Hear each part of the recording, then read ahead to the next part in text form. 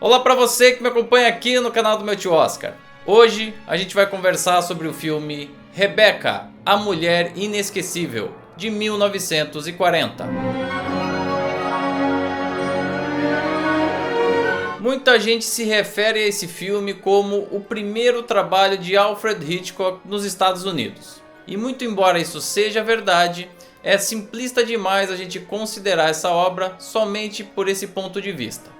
E isso porque tem um outro nome tão importante quanto o de Alfred Hitchcock para a concretização desse trabalho: o produtor David O. Selznick. Um ano antes do lançamento de Rebecca, ele foi o responsável por viabilizar um dos maiores filmes de toda a história do cinema, E o Vento Levou, que inclusive a gente já analisou aqui no canal do meu tio Oscar. Se você perdeu, volte nos arquivos e confira o vídeo. Esse filme foi nada menos do que um fenômeno, um acontecimento histórico que poucas vezes se repetiu ao longo dos tempos, e fez dele não só o homem mais poderoso, como mais prestigiado de Hollywood nesse período. E menos de um mês após a cerimônia que consagrou E o Vento Levou com o maior número de estatuetas até aquele momento na história da academia, ele voltaria a lançar uma obra que repercutiria na cerimônia seguinte. Em março de 1940, Rebecca, a Mulher Inesquecível, iniciou a sua trajetória rumo ao Oscar de melhor filme. Why, it's Max de Winter. How do you do?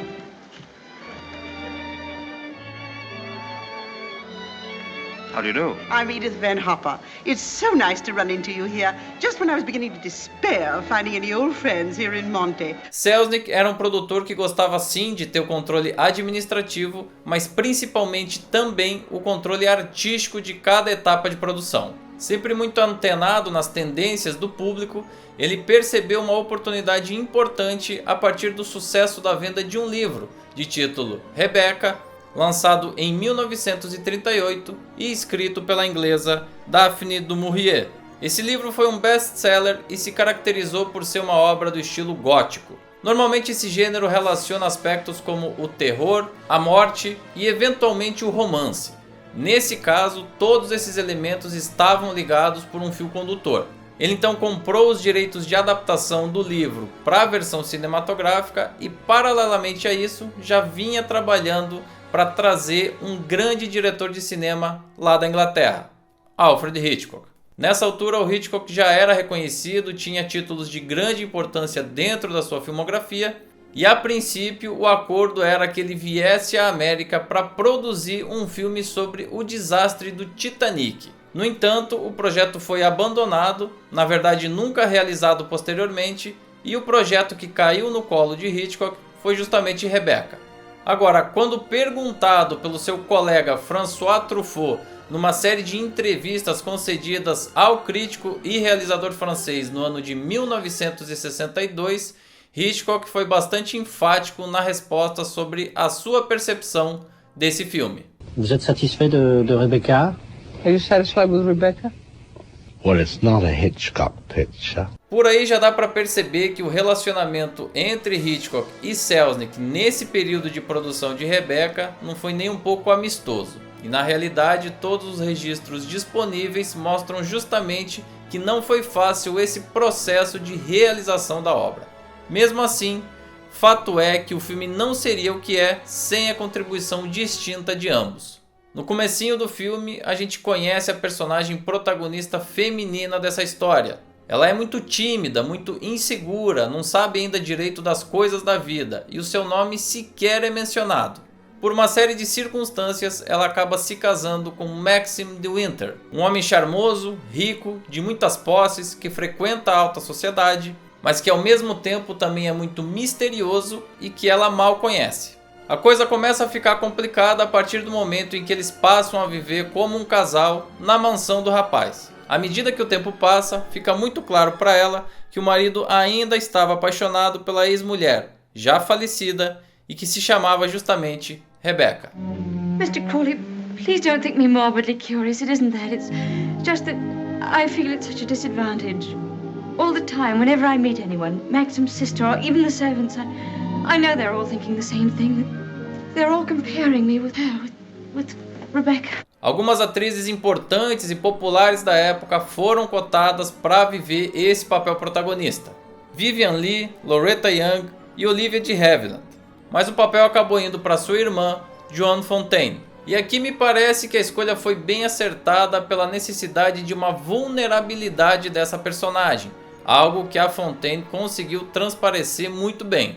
Existe aí um certo conflito psicológico, uma perturbação que era necessária e que talvez não fosse tão natural para os outros nomes já citados.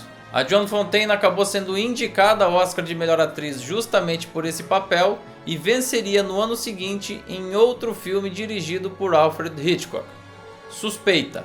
Esse aspecto da vulnerabilidade, inclusive, é um dos mais importantes para a gente perceber que esse não é um filme 100% controlado por Alfred Hitchcock.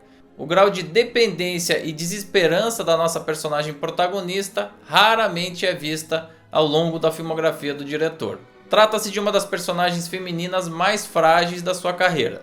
No papel protagonista masculino foi escalado ninguém menos do que Laurence Olivier, que tinha sido indicado no ano anterior ao Oscar de Melhor Ator pelo filme O Morro dos Ventos Uivantes, já analisado aqui no canal do Meu Tio Oscar. Essa interpretação dele destoa um pouquinho do que ele normalmente faria ao longo da carreira, já que ele está numa posição desconfortável. Os fardos do passado acabam atormentando demais os fatos presentes do personagem, fazendo com que ele fique muito inquieto. Essa característica não é comum na carreira dele, mas ele tirou de letra pelo excepcional ator que foi. Mais uma vez ele demonstra aqui a sua excelência nas telas. Maxim, what is it? You look so angry. You know I didn't want you to go there, but you deliberately went. Why not? There was only a cottage down there and a strange man who was... You didn't go into the cottage, did you? Yes, the door Well, was... don't go there again, do you hear? Why not? Because I hate the place, and if you had my memories, you wouldn't go there or talk about it or even think about it. What's the matter? Oh, I'm sorry, please. You should have stayed away. You should never have come back to Manderley. Se tem um aspecto onde a mão do diretor Alfred Hitchcock foi fundamental para o resultado prático do filme, foi na construção da ambiência e principalmente do suspense. O livro sobre o qual esse filme foi baseado é mais um estudo psicológico dos personagens, mas aqui o diretor conseguiu imprimir um ritmo e uma decupagem que levam um filme por uma tensão constante. Mais do que um mero estudo, a gente tem assim uma carga psicológica muito forte em cada um dos personagens principais. E a gente sente ao longo do filme como se literalmente o fantasma da Rebecca estivesse pairando no ar. Existe um quê de desconforto e de ambiência que só foi possível graças à habilidade do diretor e ao correto manejo da câmera. Por sinal, a fotografia desse filme é muito rica, muito inventiva, bem estudada e não à toa foi premiada na subcategoria Fotografia em Preto e Branco. Our marriage is a success, isn't it? A great success? We're happy, aren't we? Terribly happy.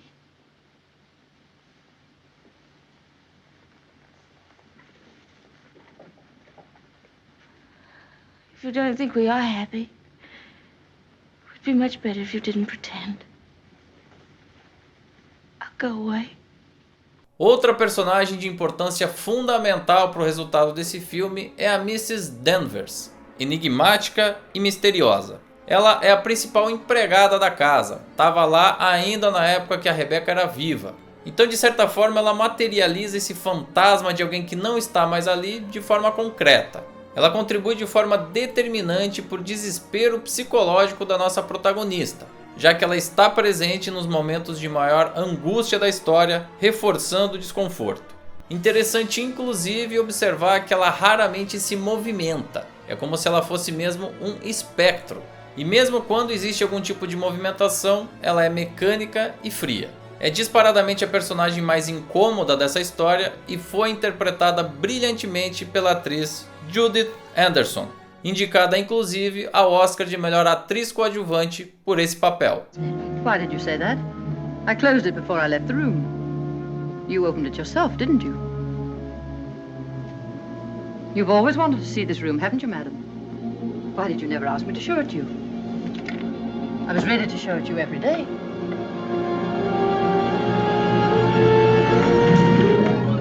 It's a lovely room, isn't it? Loveliest room you've ever seen.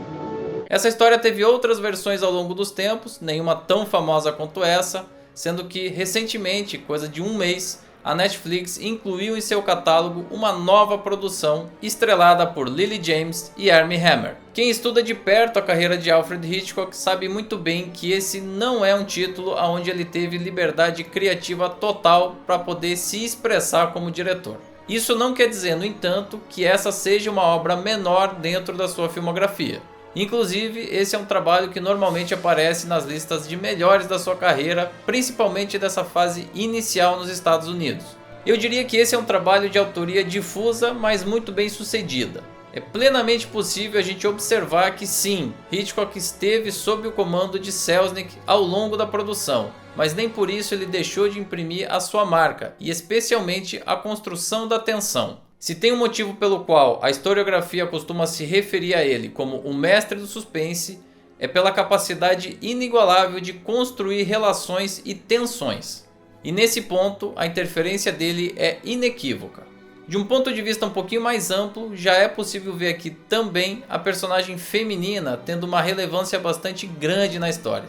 E na realidade, o personagem masculino, apesar de ser teoricamente o grande maestro de toda aquela situação, é o que está mais acuado.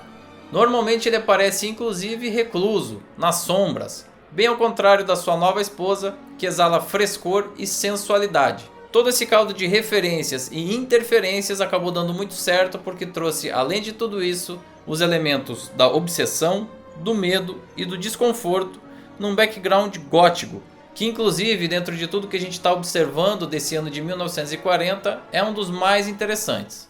She's got the three things that really matter in a wife, everyone said. Breeding, brains and beauty. And I believed them. Completely.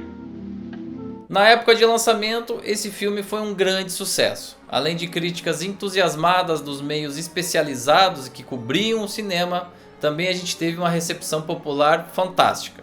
O trabalho consagrou ainda mais David O. Selznick como o homem mais poderoso de Hollywood e resistiu o ano inteiro até a temporada de premiações. Mesmo estreando no mês de março, ele foi lembrado pela Academia em nada menos do que 11 categorias.